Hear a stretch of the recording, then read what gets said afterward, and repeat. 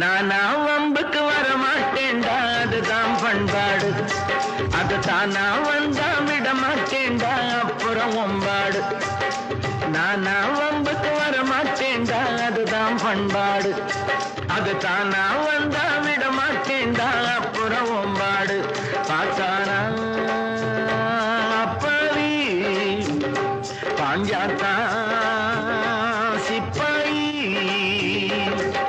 நானா வம்புக்கு வர மாட்டேன்டா, அதுதான் பண்பாடு.